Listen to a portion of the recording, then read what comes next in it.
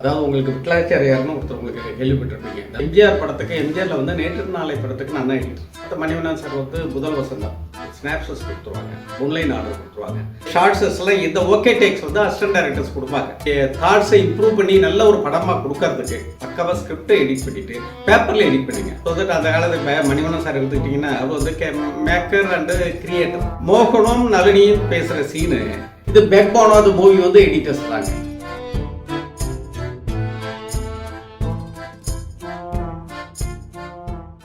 என் பேர் எடிட்டர் கௌதமனுங்க. நான் வந்து 73 ஃபீல்டில் இருக்கேன்.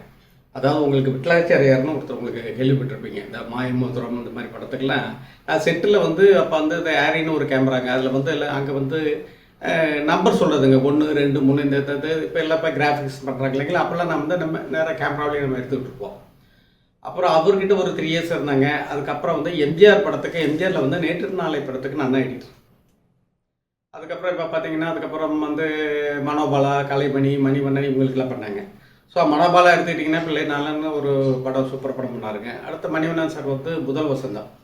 அதாவதுங்க இப்போ வந்து எல்லாமே உங்களுக்கு வந்து எஃப்சிபி வந்துச்சு, ஆப்பிள்லாம் வந்துருச்சுங்க. அந்த காலத்தில் இந்த ஃபிலிமில் எடுக்கும்போது அது அது ஒரு நல்ல ஒரு கதை மாதிரிங்க.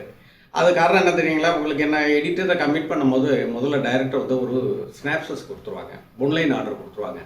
அதுக்கப்புறம் அவர் எடுப்பாங்கங்க. எடுத்தபோது அதுக்கப்புறம் என்ன பண்ணுவாங்க, நெகட்டிவ்ஸ் வந்து லேபில் இருந்து வாங்கிட்டு வந்து அதுலேருந்து ஷார்ட்ஸஸ்லாம் இந்த ஓகே டேக்ஸ் வந்து அசிஸ்டன்ட் டைரக்டர்ஸ் கொடுப்பாங்க. ஸோ அதை பிரித்து அதை பிரிண்ட்டை கொடுத்து அந்த பிரிண்ட்டை கொண்டுகிட்டு வந்த பிறகு தான் எடிட்டிங்க்கு டைரக்டர் வருவாருங்க. அவர் சொல்லுவாருங்க, இப்போ எடிட்டருடைய வேலை என்னன்னாங்க, எடுக்கிற படத்தை வந்து அழகாக எடுத்து கொடுக்க வேண்டிய வேலை தாங்க. என்ன எடிட்டர் போய் புதுசாக போய் ஷார்ட்ஸ்லாம் எடுக்க முடியாது. ஸோ தட் அந்த காலத்து மணிவண்ணன் சார் எடுத்துக்கிட்டிங்கன்னா அவர் வந்து மேக்கர் அண்டு கிரியேட்டர்.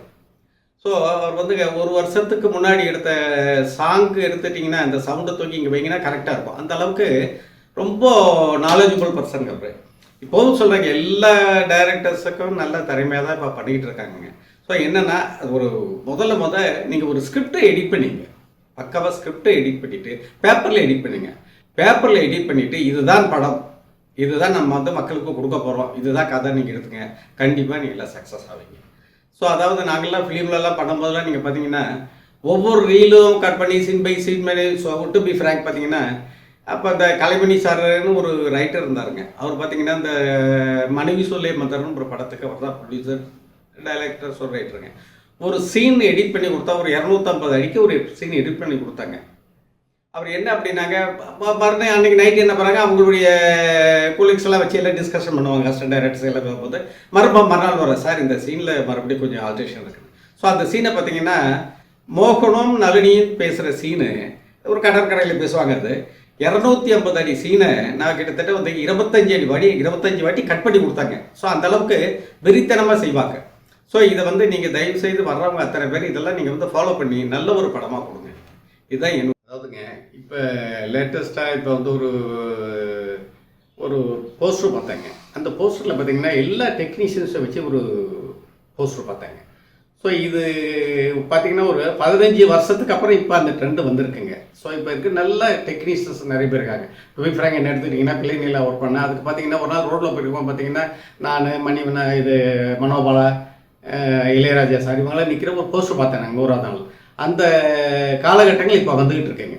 ஸோ இப்போ அது ஒரு சினிமாவுக்கு ஒரு புத்துணர்ச்சி மாதிரி இருக்குங்க. ஒரு ஒர்க்கர்ஸ் கூட நல்லா பண்ணிகிட்டு இருக்காங்க. இப்போ நான் வந்து எங்கள் யூனியனில் வைஸ் பிரசிடெண்ட்டாக இருக்கேன்.